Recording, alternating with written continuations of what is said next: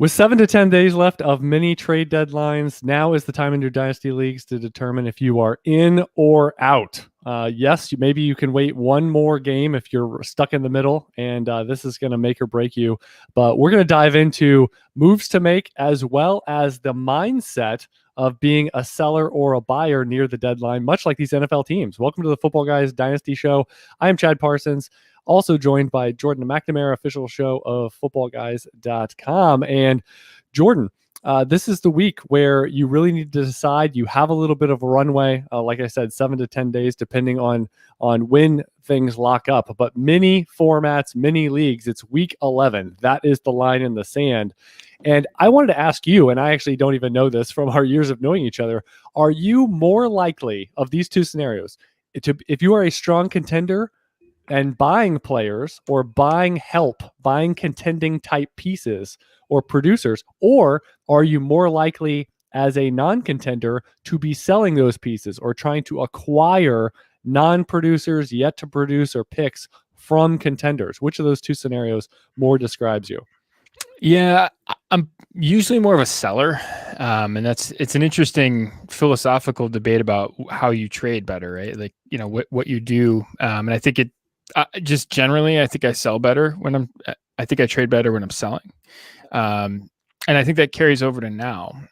So I'll look to tinker. I'm more of when I'm buying, I'm either trying one of two things. I'm either trying to tinker and not pay very much and try and fix a small need, or I will, I'll try and make a big dynasty move. And I think the biggest mistake that folks make at this time of year is to press chips into the middle, thinking that it's going to be a big move to impact your long-term, your dynasty odds this year, mortgage the future in a way that doesn't really help you all that much this year, and doesn't leave you an out in the future. So situational running backs would be a good example. If you were to pay, I'm just hypothesizing here, but for a guy like Mike Davis, right? If Christian McCaffrey is going to miss extended time, going to pay a first for Mike Davis right now is a pretty, like that would be something that I think is a mistake that folks would make. And that's just an example that I would use. Whereas I would much rather try and, take different bets, smaller bets, high upside bets, but that are cheaper and maybe less likely to pay off. I would much rather take those types of bets, whether that's, trying to acquire a guy like Leonard Fournette, for example, or Le'Veon Bell or something like that, than to try and go out and make a huge deal for not really a difference maker. Or I think the other way to really do it is to go out and make a big dynasty trade, right? Make a trade for Devontae Adams, make a trade for someone like, a big time player that you think can move the needle for you.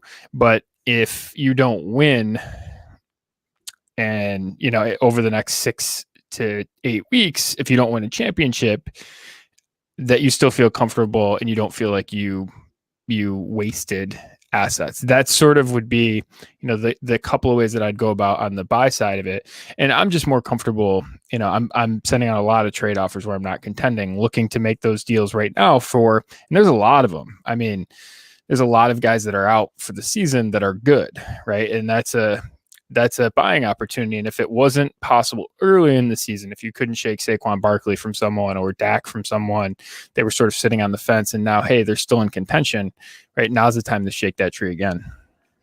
Yeah, I'm right with you that I definitely sell more than buy. Since I've been charting my trades over the past few years, I have different categories for, what's your motivation? I mean, you can look at a trade and be like, oh, well, yes, you bought this player. Yes, you sold this player. You upgraded a pick, blah, blah, blah. But when you make it, and 3 months from now, you might not know. So it's really good to log that, it's sort of to jog your memory in the future of what was your motivation? You kind of know when you venture into the marketplace, like you mentioned, if you're going towards Leonard Fournette from a team, that means you're buying Leonard Fournette. Yes, you might be, obviously you're selling something that you're willing to get rid of, but that the motivation of a sell for me is a lot easier because you see player X on your roster, and now you have the entire league to canvas for trade offers, or maybe it's specifically a contending piece. Well, you still have a good cross section of the league still contending. at least half, I would imagine, if not 7 or 8 teams that would probably be interested in some contending like move. And then you might have a smaller subset if you're selling a non-contending type piece and trying to get something in return. But I find looking at my roster and saying, what do I have that I think either has topped out, something that I think will fall in value, something I'm not using that has value. There's a lot of different ways to go about this, but I like looking at my chart here, about 3 or 4 times the amount of actually going out and saying, I'm trying to buy this player, about 4 times as often I'm actually executing a trade where I'm selling something. That's the motivation. Now, it's great when it corresponds with I'm trying to sell something, and obviously I'm going to pick and choose between pick combinations and players for what I think is requisite value. But that's not a player buy. That just is corresponding to something I'm selling. But yeah, I find it way more. What's funny is I have few teams that are out of it, or known rebuilding situations. Jordan actually gets to view one of mine because I took it over as an orphan in a team he's in, and I've been moving and shaking and just shedding.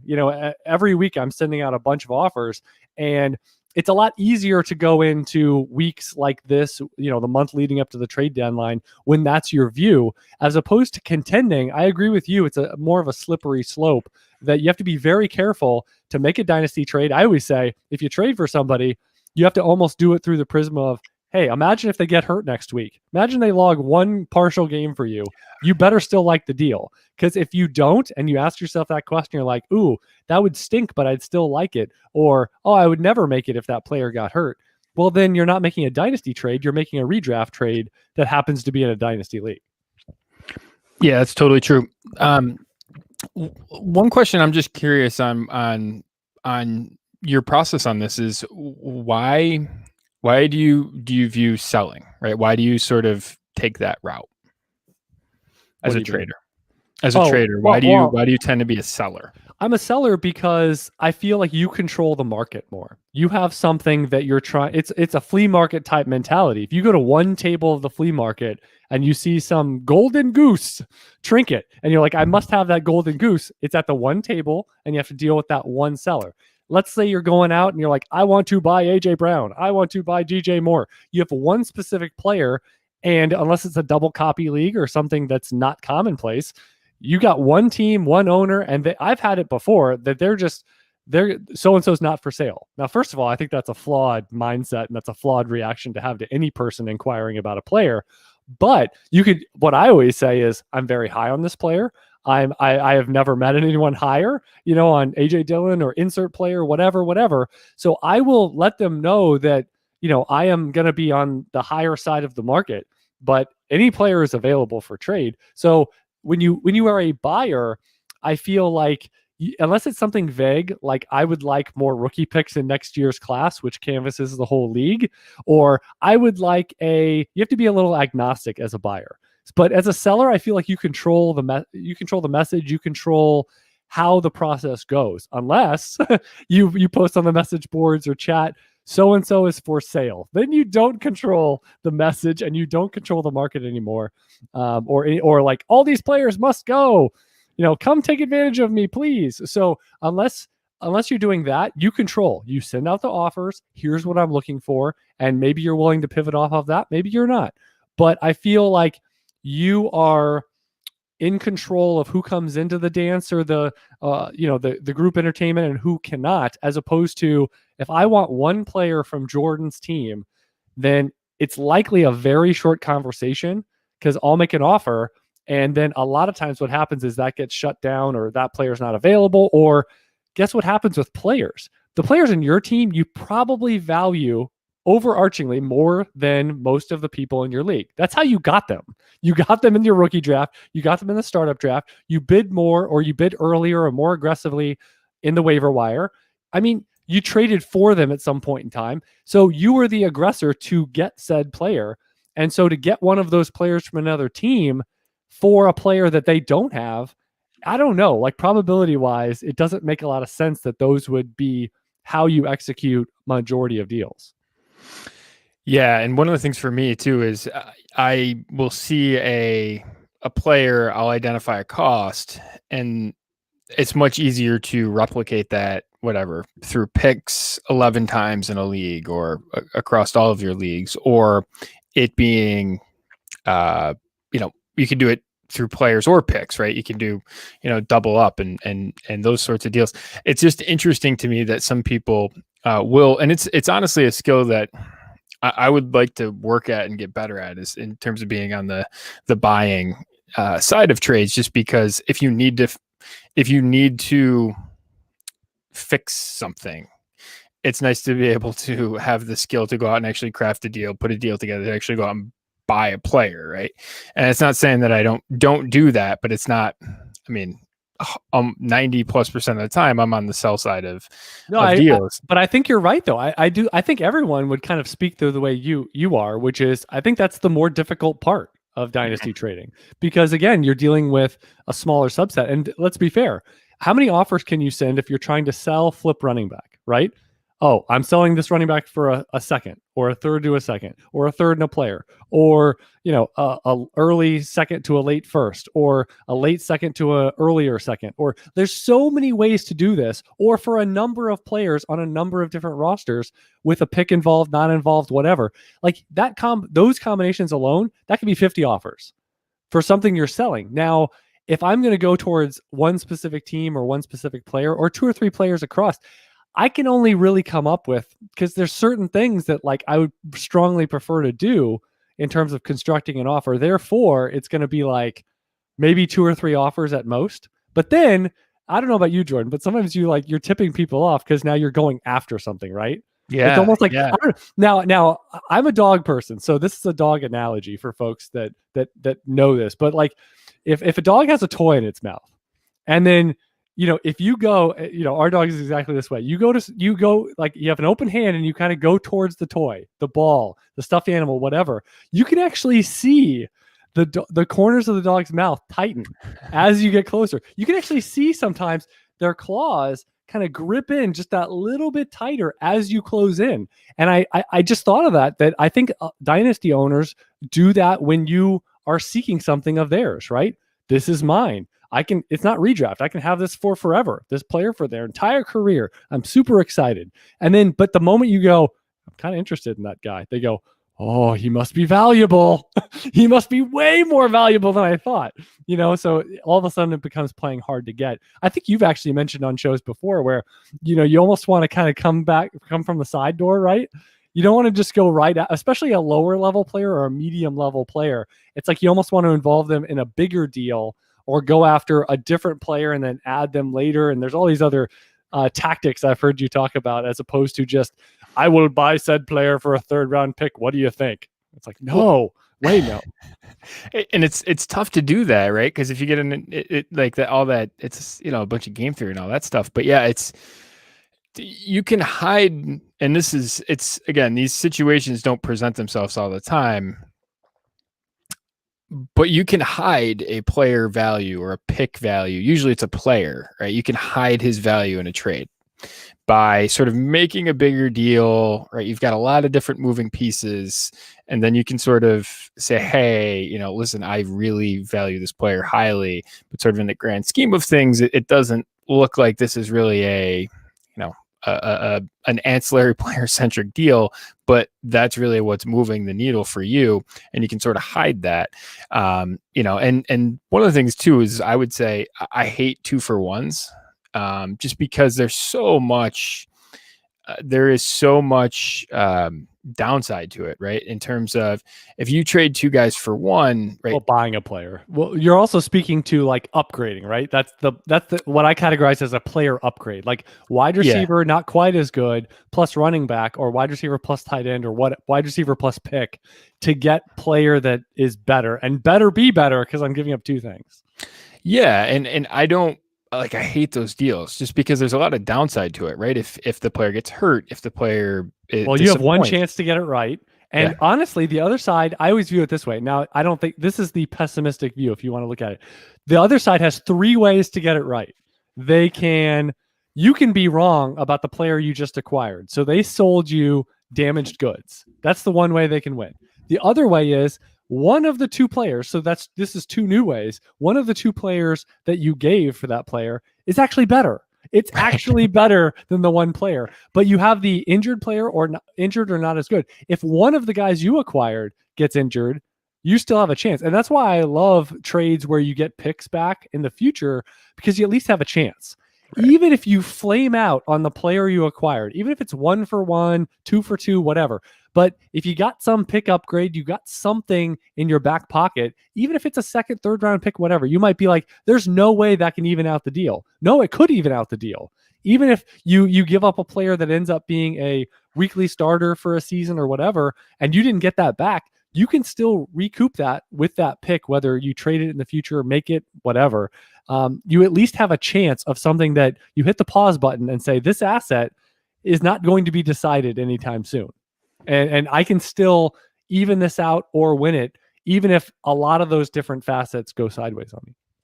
Yeah. And you can, right, that have options, right? That and make it a 3 for 2, right? Make it if you're doing a 2 for 1, make it a 3 for 2, right? And figure out a different way to upgrade, figure out something else to do in the deal to sort of walk back that,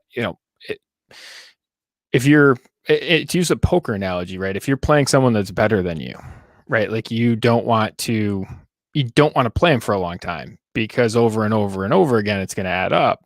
Higher sample size, the better. It's sort of like a 7-game series in basketball or baseball, right? The longer the series is, the worse it is for the team that's not as good. You want, like football, right? You want the 1-game sample. You want a high variance situation. And in dynasty trading, I sort of like my process. I think it can be successful over a long term. I don't want to do 2 for 1s because I think, I'm trying to reduce my variance, right? I'm trying to reduce some of the risk, and, because I don't want to be doing a ton of those deals and suffer a huge loss. Do a 3 for 2, figure out a way to upgrade something, or, you can use that as a way to diversify or whatever. I mean, that's getting a little bit far afield of the the decision on buying and selling at the deadline, but I do think it's a tactic that you really need to work on and focus on in terms of how you construct deals and using that as a strategy. Yeah, and also, I mean, one thing just to add here about the rookie pick perspective of it, I was just looking at my thing here, and over the last only 1 trade have I given up picks without getting picks back in the last 30 trades I've done. So, and guess what it was? You'll love this. I gave up a 4th for Latavius Murray. Perfect. I think I have Alvin Kamara, but I would buy him for a 4th anyway, because I was like, you know what, a 4th, I have a potential league winner, if he ends up getting starts down the stretch here or whatever, and I just like the player, and a 4th is, I'm not going to say it's meaningless, but relatively speaking, it's meaningless. But that was the only time. Every other time, like maybe it's a downgrade, but usually I acquire picks, usually I upgrade around, I do all of those intrinsic things, but it gives you a chance. I think the big part of that is it gives you a chance. And the other thing is, rookie picks, they're like, bonds or investments that come due. They're not due. It's hard for people to wrap their heads, even though if they know 1st round picks or 3rd round picks or whatever, they're valuable, but they don't really have a player attached to them until, and we'll talk about this in the offseason, but until you get much closer to the NFL draft, until you get much closer to your rookie draft of what does 207 mean? Like, what player is that? Well, it doesn't really matter what player it is. I mean, as long as let me collect them, and then when we get there, we'll figure it out. But generally, picks are undervalued the longer because of the time value it takes. Now, so that's why generally, if you're selling, say, a 1st round pick and trying to buy something for now, that's really one of those shoot the needle type of trades where you're not going to feel great unless you win the league, because what's going to happen is you probably bought someone that's a situational play or someone that's older. You get to the offseason, they don't have that staying power. And now that 1st round pick, even if it's 110 or 112, there's still going to be some sizzle and pop behind that pick when you get to the draft. And what's going to happen? You get on the clock, and if you wanted to buy that pick back for that player, it's very unlikely. So from a market perspective, I'm not saying never do that, but from a market perspective, when you buy someone like Julio Jones or Adam Thielen, or, pick any older player, that it's okay to buy those players, and it's okay to pay a requisite amount, but you just have to know you're kind of buying a sinking, falling asset is the big key, right? You almost have to buy. And here's one thing I want to get your thoughts, since it applies to this whole contender type moves, buying production, supplementation process and discussion is that I am more open than I was years ago of buying players. I used to have this fear that a player was going to retire. And that was like, so I imagine, I didn't have any of these scenarios, but I imagine Chad's mindset years and years ago, if he had owned Calvin Johnson and he had, retired. I guess I did have a share of Andrew Luck and he retired. But if you had an older player that it was going to be maybe closer to possible, that would have crushed my soul, regardless of the value of that player or whatever. Like the player literally retiring, leaving, and you drop them. And it's like, well, I could have sold them last year for what? X pick. But like, that's not the worst case scenario. I think the worst case scenario is selling a player like that for a discount. And then what happens if they keep playing right. over and over again, right? Like the people that are selling Tom Brady right now, assuming he's not playing next year, almost selling him at a cost of he won't play beyond this year, or at most he'll play next year. Because if he plays more, you are giving up so much potential value because of the discount you applied to him as the seller. What are your thoughts on some of those things? Well, just about the Brady thing, like to put a fine point on that. If I told you right now, listen, Tom Brady is going to be the starting quarterback for the remainder of the 2020 season and the 2021 season, how many quarterbacks would you take the over on those amount of starts for?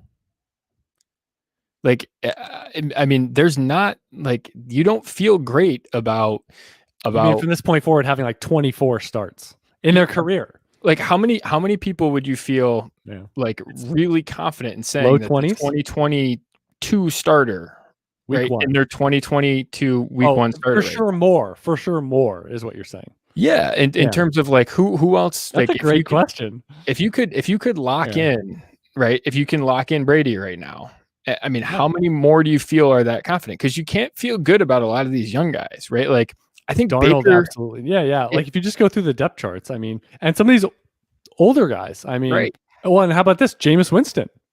Yeah.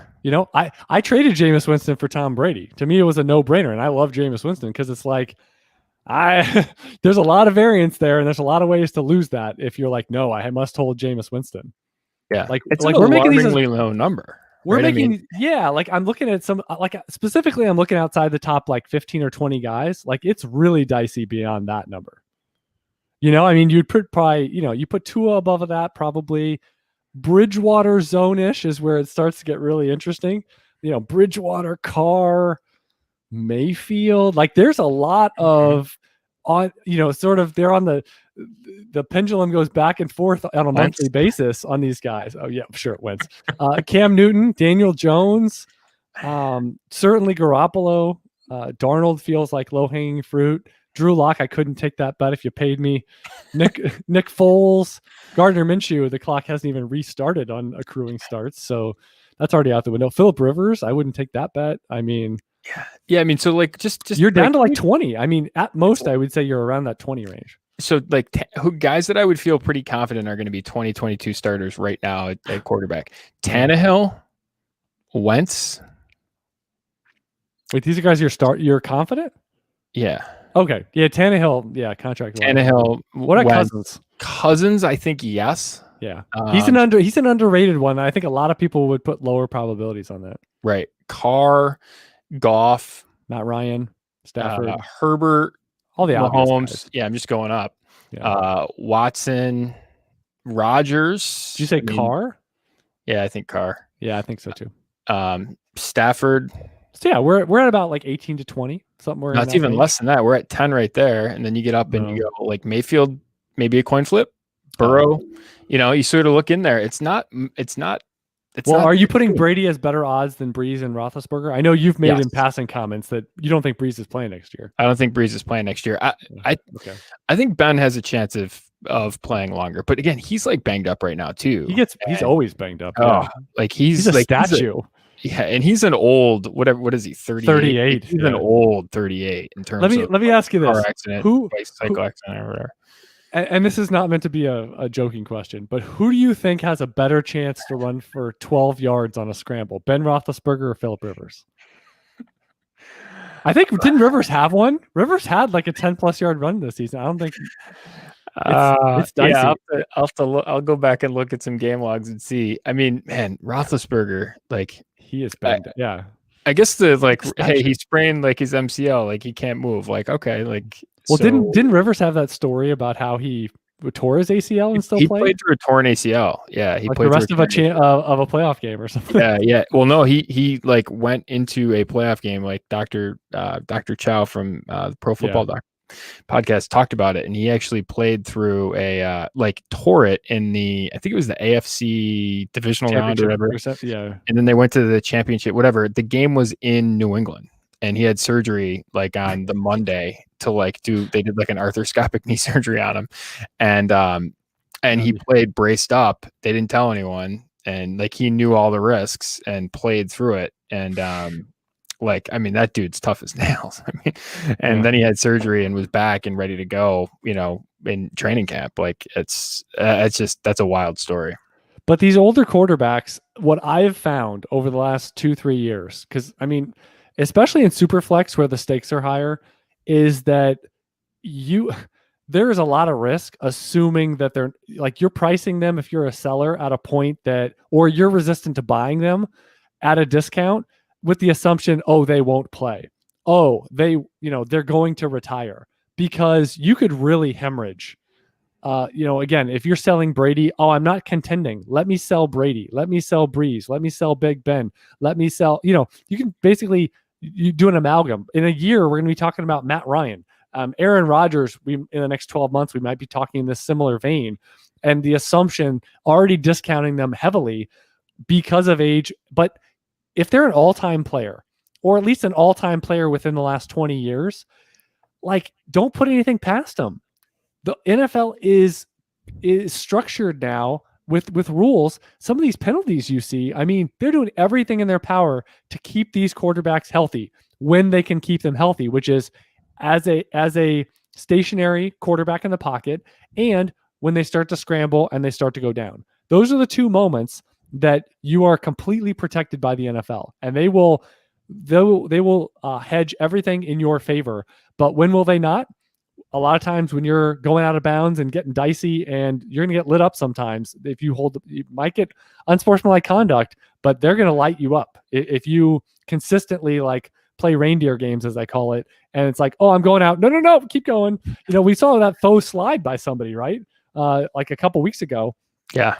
Or you're just a pure runner like Cam Newton or Lamar Jackson, etc. You are not protected. So, but these older quarterbacks, they know all this, and they really don't get in harm's way a ton. I mean, yes, in the pocket, yes, but can't go low, can't go high. I mean, so these 35 to 38-year-olds, I think that's really the sweet spot of, Matt Ryan is a really good example right now of, if the discount's coming, the chances he plays 5 more years as opposed to thinking he's got 1 more, that is a big time age discernment in the marketplace that you have to explore those. Otherwise you'll never know.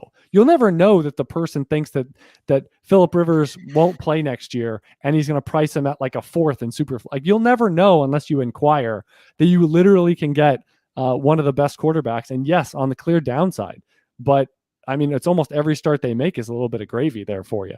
And extreme examples are Drew Brees being discounted a few years ago, Brady discounted last year or now, where again, as long as they accrue Y+1, and you just mentioned, I mean, a lot of these younger guys, no guarantees. Daniel Jones, like you just said, 2022, Daniel Jones versus Tom Brady. I bet you Brady owners would have to give a plus to get Daniel Jones in the marketplace, and it's not particularly close. Right. Yeah, I mean, and I counted just while you were talking. I got 16, right? So half of them I'd feel good about 2022. And Brady would be 45. Yeah, right. And again, but we're talking about the erosion, like the erosion factor. I've seen less erosion from Brady's arm than Breeze and Rivers, as 2 examples. Mm-hmm. Big avocado ice cream. It's right. And those weapons, right? I mean, what are we talking about here? Well, Godwin might be gone, but we'll see. All right. Yeah, so you're definitely more of a seller. Just to close up on what we were previously talking about, it's easier to sell as a non-contender, and frankly, you should be a lot more active, right? In practice, my season is over. I need to really be looking. And let me ask you about, what do you think about the injury away running backs? How selective are you in, well, let me sell some of those to, if they're interested, the owner of the starter? How interested are you in, let me shed some of those, and which ones are going to be selective and say, I want to see how the offseason goes. I don't think they're super at risk of being replaced or turning into a pumpkin opportunity wise. I look to guys that have pedigree, right? So I sort of, in that vein, I would look at Madison and Pollard are examples of guys that I would feel pretty confident that they're going to be in the same role, if not better, next year. So probably 30% of them or less you would be kind of sticky with, if I imagine. Yeah.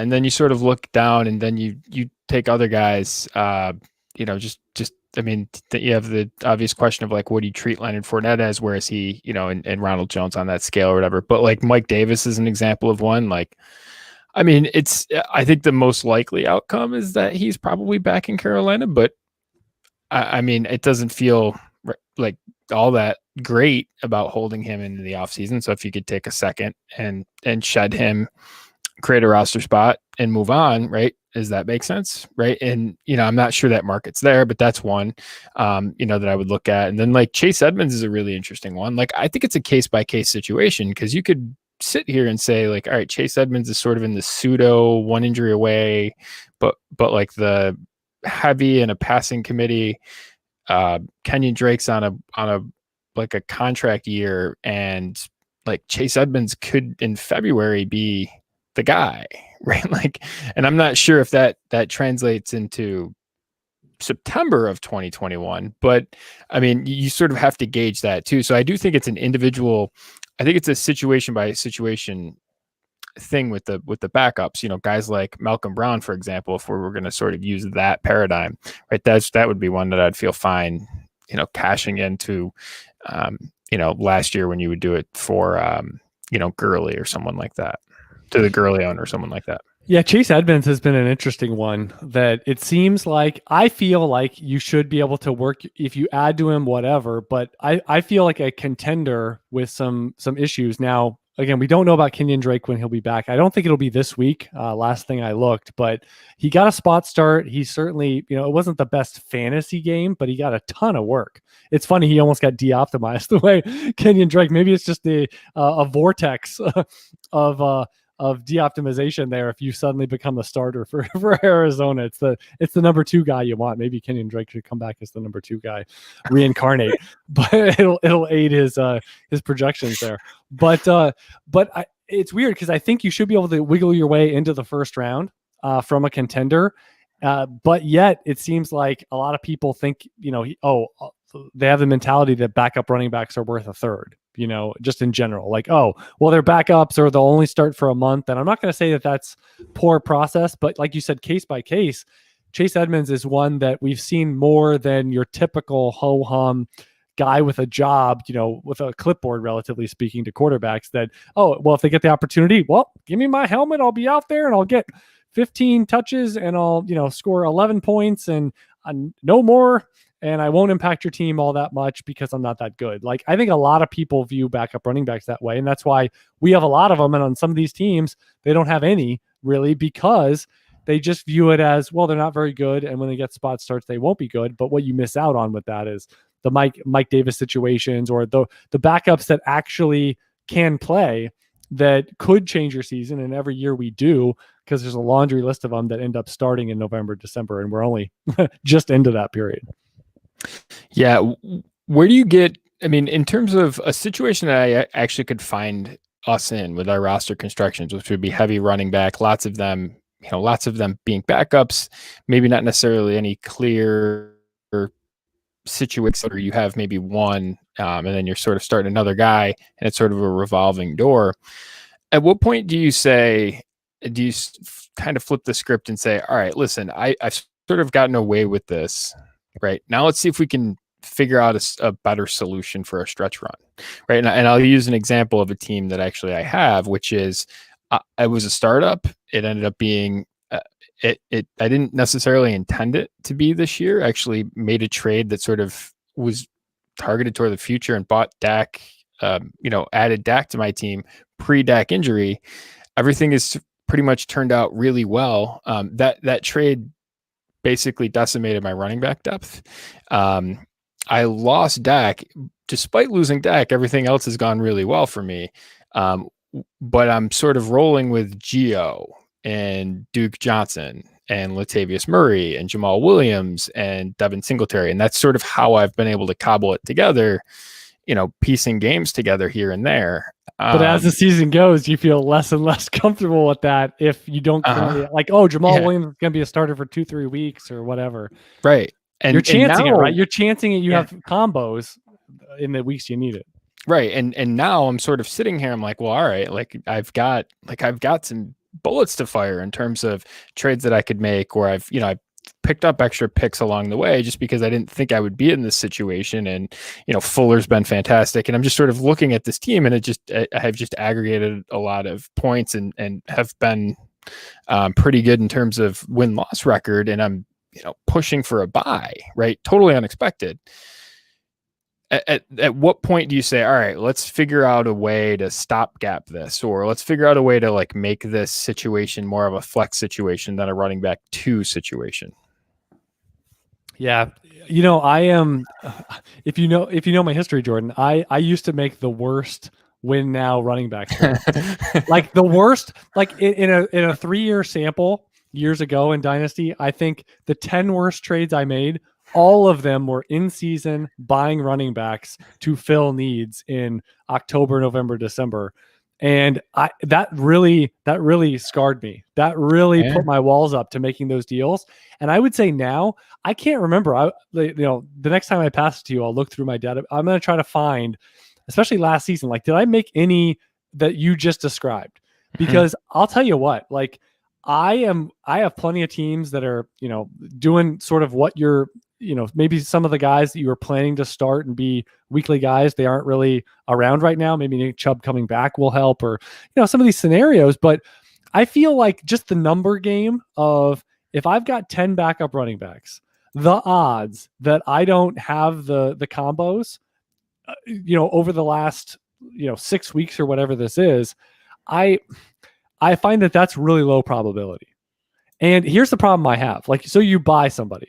Are you trying to buy Todd Gurley? Are you trying to buy, so if you're trying to do this cheaply, so if we're following that model, who do you feel comfortable about that's cheap? Right. That's a really sharp shooting sort of thing. So who's cheap, but who you feel good about? And they better be on a team that doesn't view them as undervalued and more valuable to me. Because you can pay cheap, but you're getting real dicey. So that really does no purpose, and that's not better than what you have. You just prefer what you have. So if you're going to go out, what's cheap? I mean, is Connor cheap? Todd Gurley, I don't think that's affecting your outcome at all. So I don't think that's a good buy. I mean, the matchups the next month are not good anyway. So what are we talking about here? And he's been surviving on good matchups and getting a touchdown and getting 54 yards. So that's going to be tough. And then if you're buying something younger, generally they're not a starter, right? Or if you're buying Devin Singletary, how good does that feel? Not good. Even if you quote unquote get a discount, and then, okay, I'll buy Zach Moss. You feel good about that too? No. So I mean, if one of them got hurt in the next 7 days, then maybe you feel better about the other one. But you might be sitting with TJ Yeldon. So now you feel, I don't know. But I'm looking at this list. I don't even know who you would buy through that prism, right? Unless you made a big dynasty trade, I feel like I can put some things together and I'm making a dynasty trade for Josh Jacobs, or I'm making a dynasty trade for Zeke, or, you know what I'm saying? I think you probably have to go bigger than the whole, let me band-aid this thing together with some older vet. Yeah. We don't have older vets with jobs, unfortunately. No, I know. We're sort of in a unique situation, and there's not a ton of, I was joking about this with some friends, and you sort of look down and you see where David Montgomery is, and you're like, oh, he's a on the running back one radar, and it's just because it's putrid really statistically, but he's just aggregating, right? And you don't feel from like a warp perspective or even like an A-warp perspective, it's not really doing you much, but by the time the season gets done, you're like, oh man, he played 16 games and he's running back 14. And it's like, what did he really impact? It's an interesting, you don't feel good. This isn't a classic market where you feel good about, like a situation where, Barkley went down and it's a better quote situation behind him. I've looked through about 50 trades. I still can't find buy a running back. Actually, buy a running back in season. All right, I paid. I think this is when he was a starter. I gave a third and a fourth last year, mid-season, both late for Carlos Hyde. I think he was starting then, so that was just getting another warm body. Bought Le'Veon Bell. Yeah, that would have counted, right? Le'Veon Bell was starting for the Jets at that point, right? Yeah. So I bought Bell for a depleted pick or two, and Gio and DeAndre Washington. Anyway, got John Brown too. But yeah, so it's very, very few and far between in terms of allocating that. So I am on the side of let this roller coaster ride, right? Like, I know I'm going to have enough running backs that it'll come together. And I know it feels super awkward and uncomfortable, but because you're sitting there and you had kind of outlined, well, Gio could be going back in the bottle this week with Joe Mixon returning. We know Aaron Jones is back before Jamal Williams, so Jamal Williams is not there. And there's countless others that that would be auto start players that you're just not, they don't have set opportunity. But with the odds of the starting running back for all of those teams staying healthy for the next month is really low. So I don't know. It feels like that's the leverage. You're almost, by not trading those guys away for seconds or thirds or whatever, like that's almost a trade in of itself. Not trading them away is a trade that you're choosing to keep. Any final thoughts for Dynasty trading? We'll talk about it probably one more time next week, as the deadline for a lot of people next week will be Thursday or Sunday in some capacity.